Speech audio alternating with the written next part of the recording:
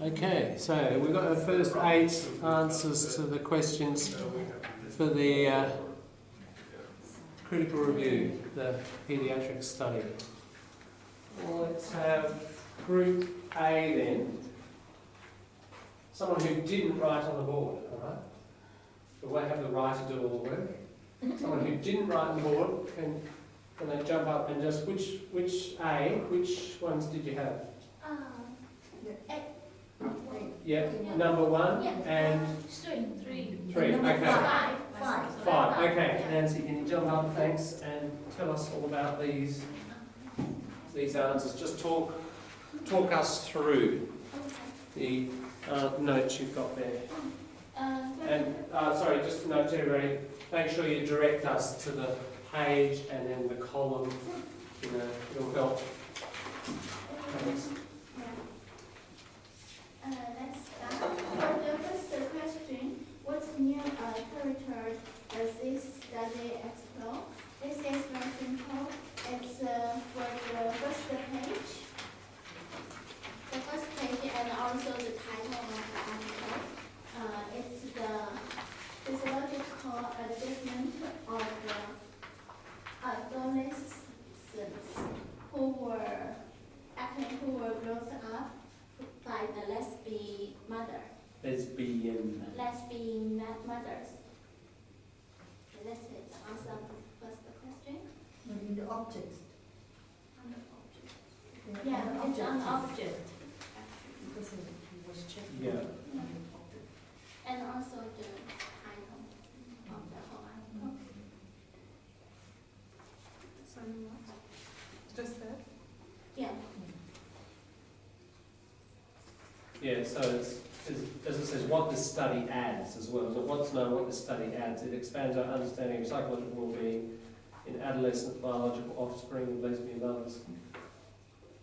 So it's in what the study adds. It also does say in the objectives it's the largest, longest running prospective longitudinal study. Mm-hmm. So those are, that's what's new. Can you see that in the objectives section? Yeah. The largest, meaning the sample size is biggest, and it's the longest running. Yeah.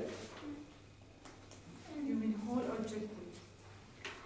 Yeah, in the objectives, just the, if we're answering this question about what's new about this, is that this study is the largest, longest running longitudinal study.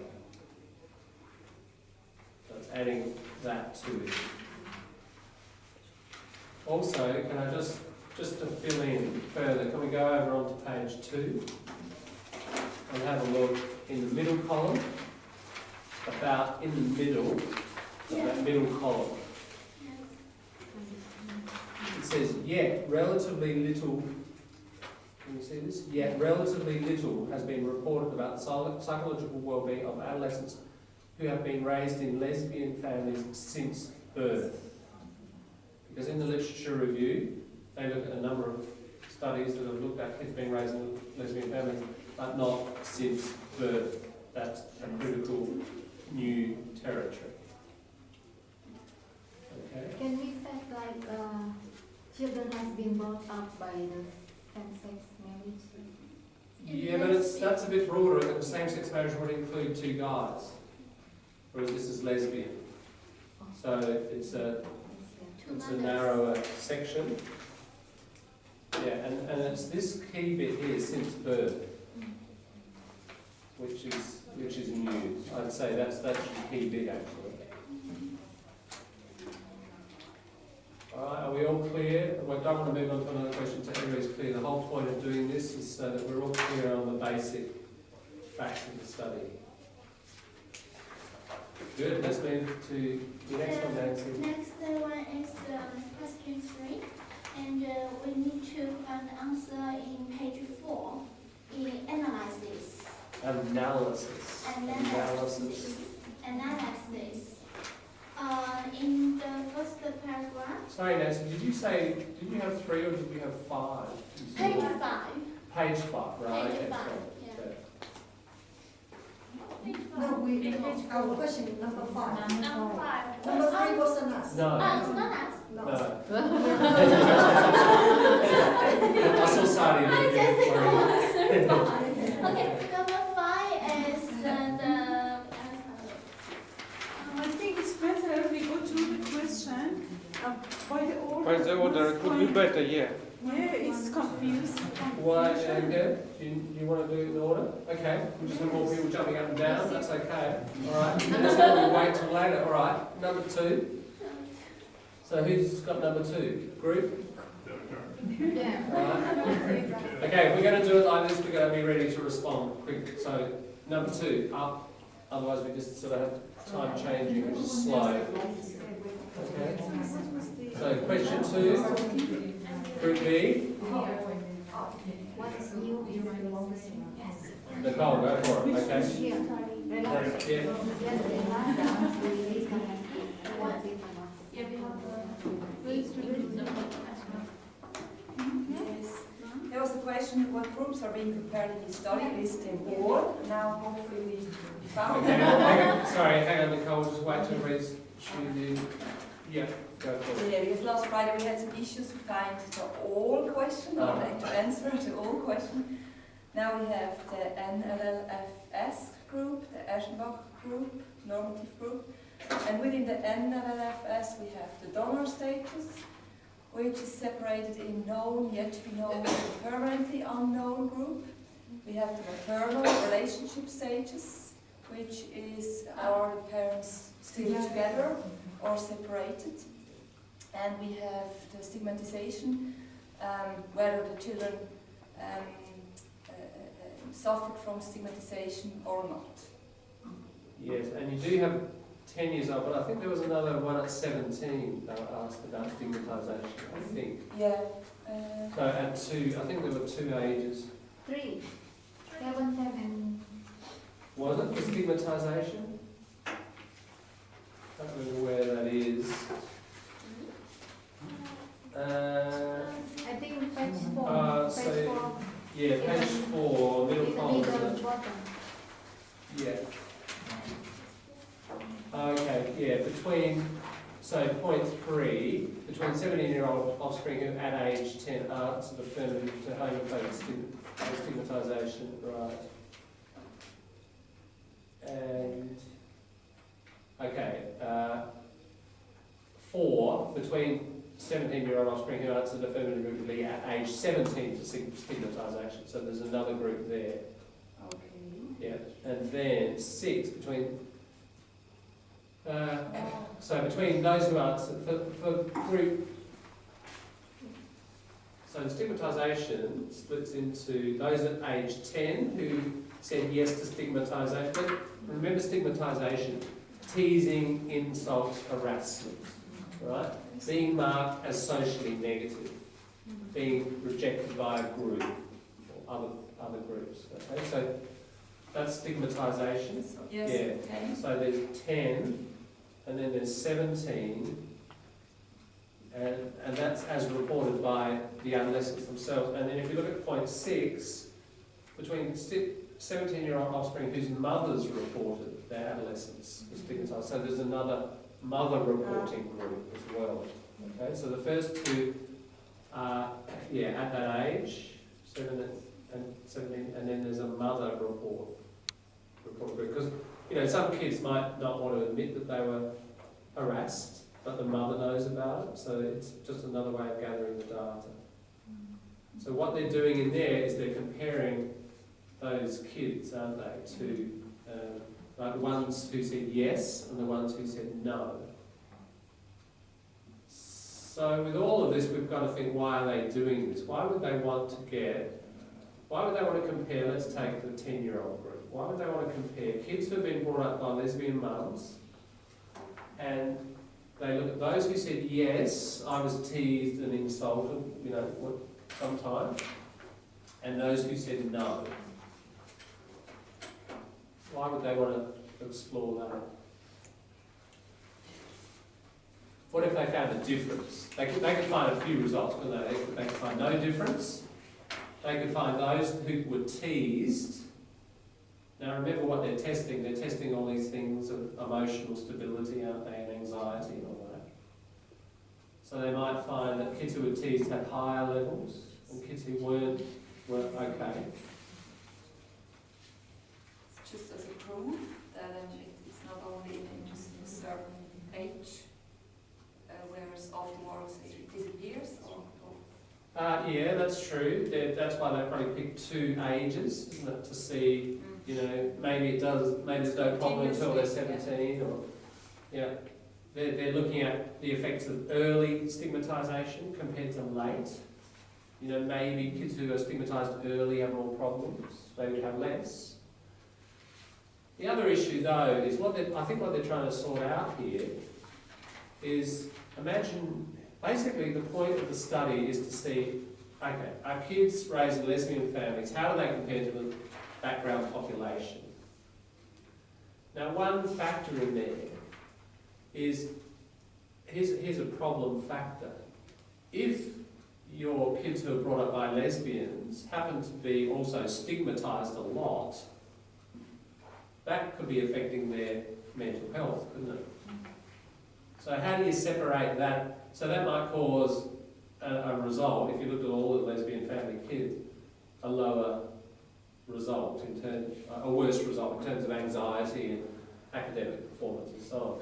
So what they're trying to do is separate out those kids that actually did experience that and the kids who didn't, and see if there's any difference and if that's a factor.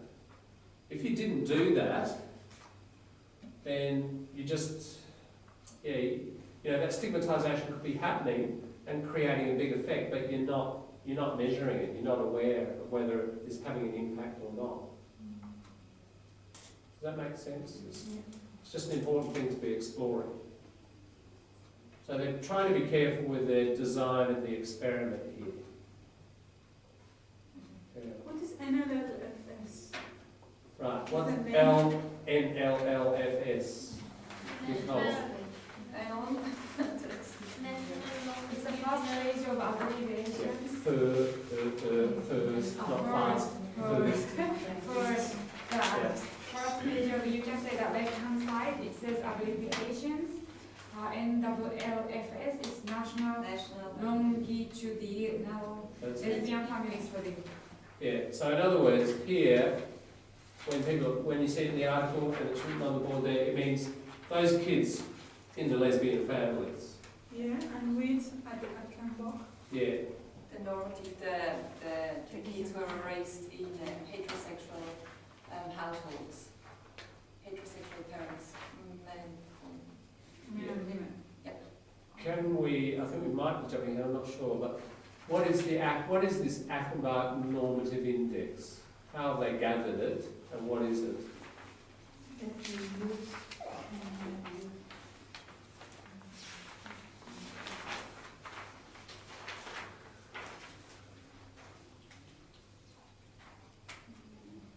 It's really good if you go Sample through of the American details.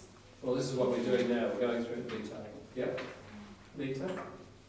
Achenbach is a normative sample of American roots, just like traditional family. Yeah, can you direct us to where you're reading? What In the page? first page, Very first page, yeah, in the result, in the results, thanks.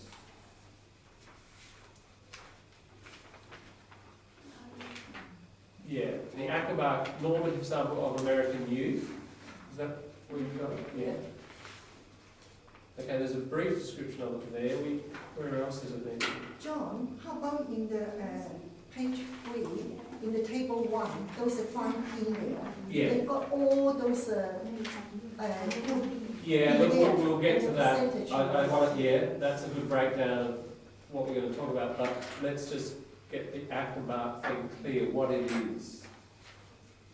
I think it's Just on American. page 4, docent assessments. Page 4, Page 4, it's related to our next question. Question 10, it's related to question 10. It's adolescent assessments. yeah, it is. Adolescents' well-being was assessed by the parental report of Achenbach's children behavior checklist, which is known for its reliability, blah, blah, blah. So this is like how to assess the children's behavior. That's right. that tools, one of the tools Yeah, to check the well-being of the adolescents. yeah, that's true. So was that your question as a Group A, a Group B? Could be Did you have that question? Just Question that? 10. Yeah. 10. Okay, so we're answering it in advance. Yeah, good. So it's got a good reputation. It's reliable. It's consistent, etc. Now we still don't know what it is.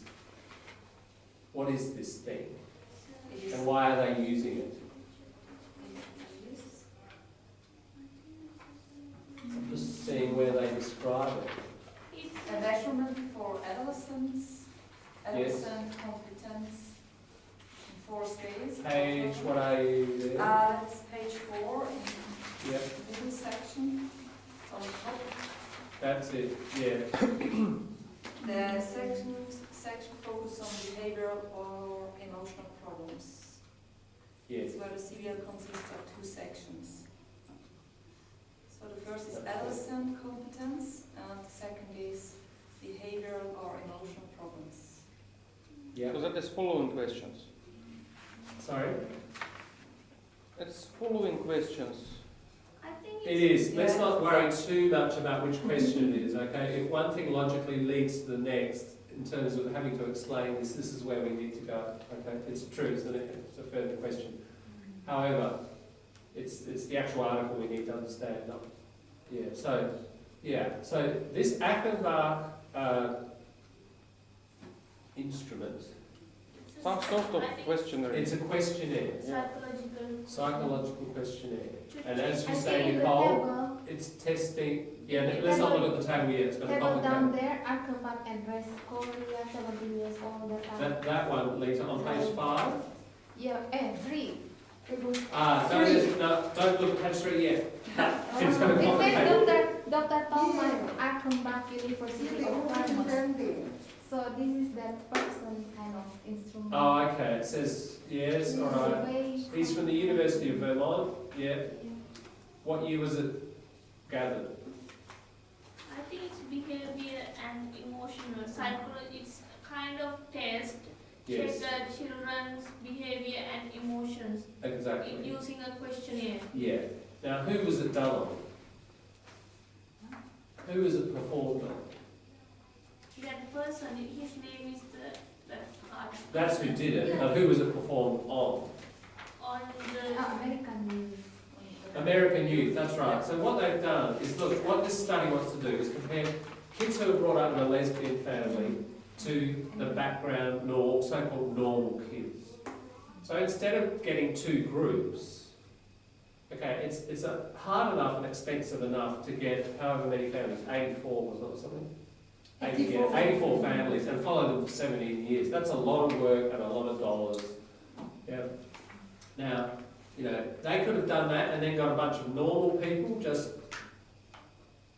we've talked about how to try to get a non-biased sample. They got the electoral roll of the United States, and they got 84 families, and they followed them for 17 years. That would be double the work, wouldn't it? That would be double the cost, all the complexity of following people, etc. People separate, you've got to try to find them, etc., etc. They want to do that with just one group, the lesbian group. But this study is all about comparing. So, how do they compare? They don't spend all that money. That data, the Achenbach has already done that work. He's done a survey some years ago, I think it said your point, Lisa, under table 1. yes. What's his name? Doctor. Thomas, okay.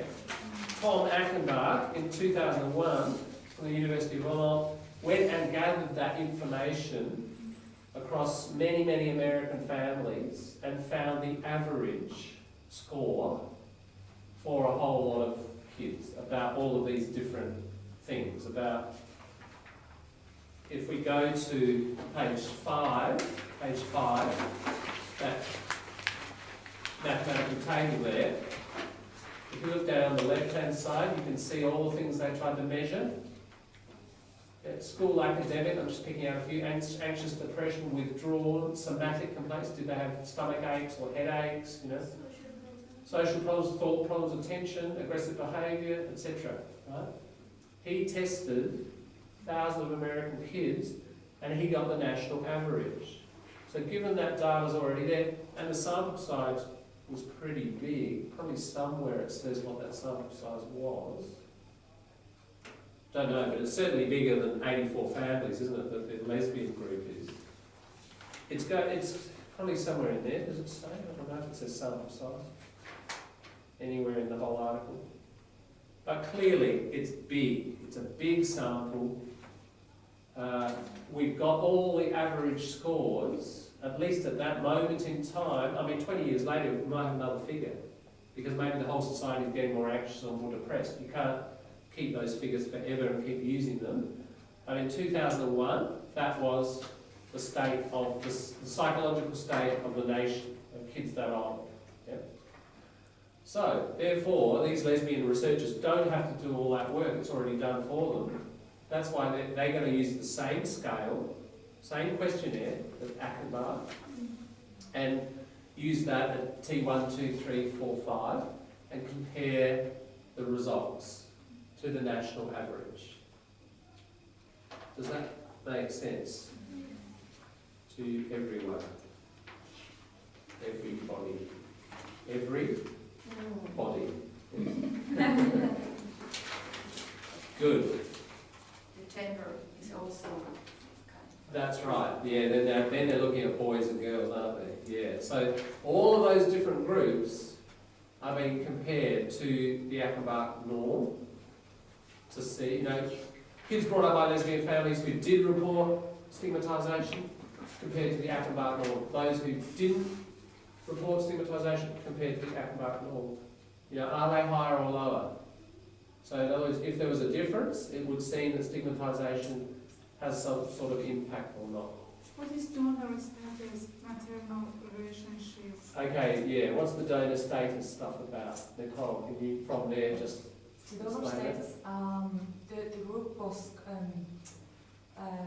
compared between the known donor status, the yet to be known, and the permanently unknown.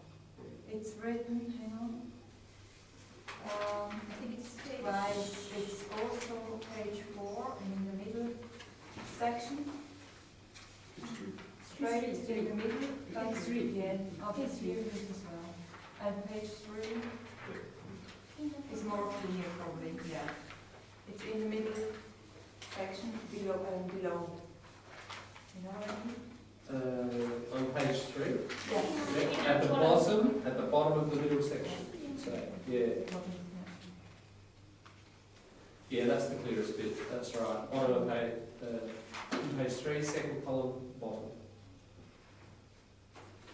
So, can we just clarify for everybody? 28% of those adolescents in the lesbian group were conceived. 36%. Sorry, 28, thank you. 36%, thank you.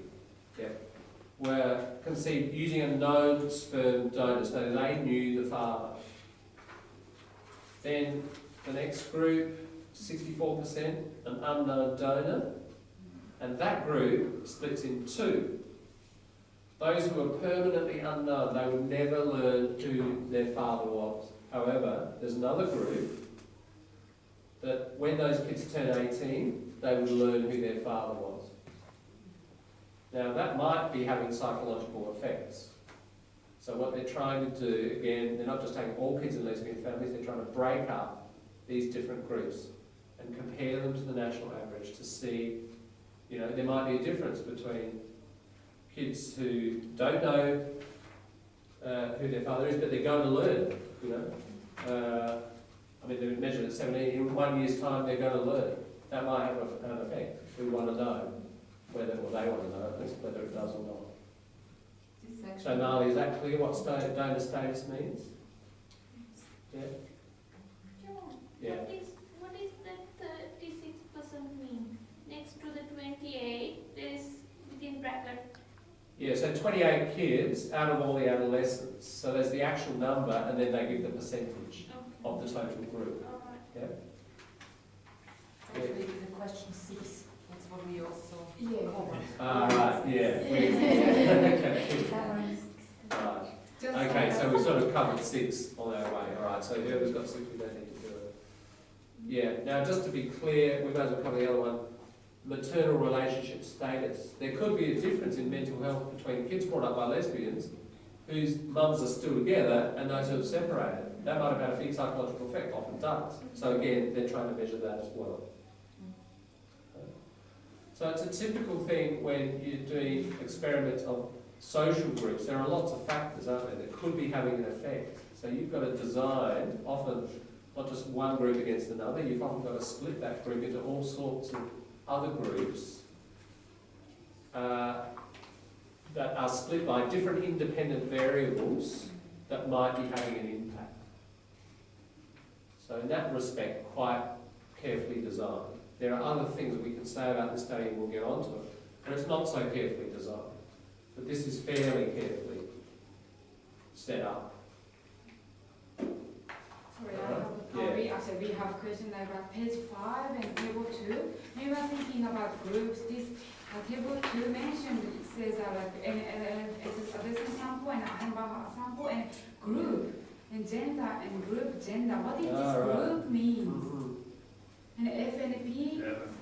Yeah, I have the same question. Okay. What does it mean, F and P? Yeah, not sure. It's been a while since I looked at this. Group, gender.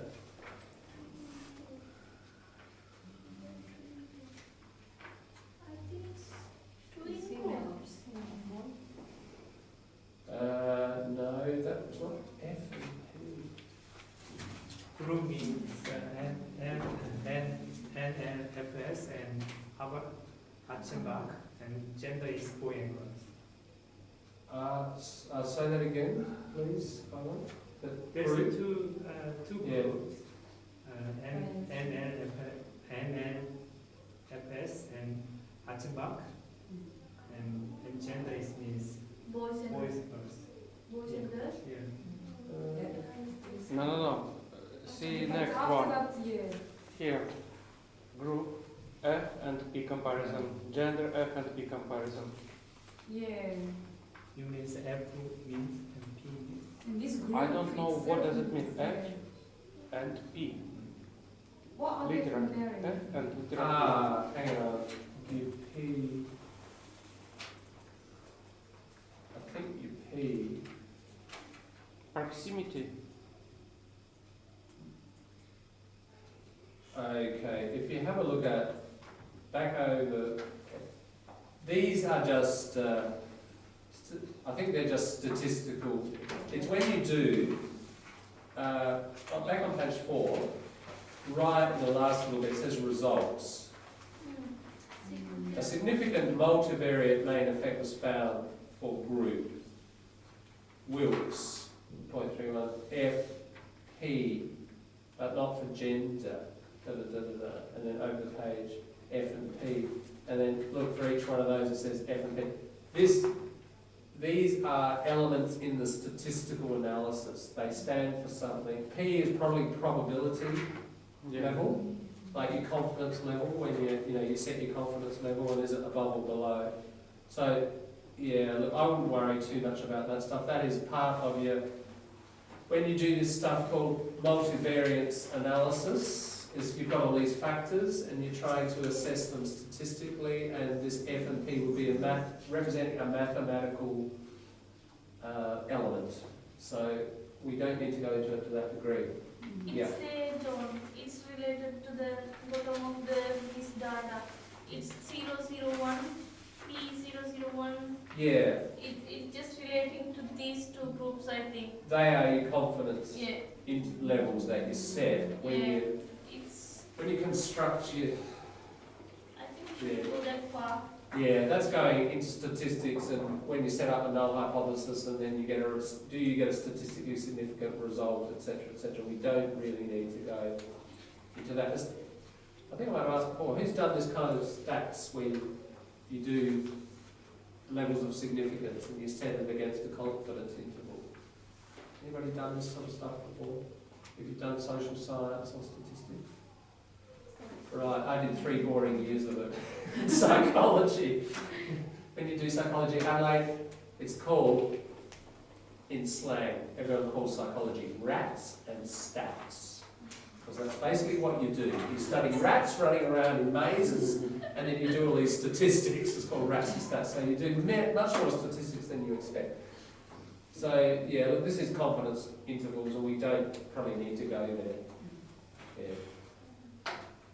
Yeah. All right, 3 independent and dependent variables. This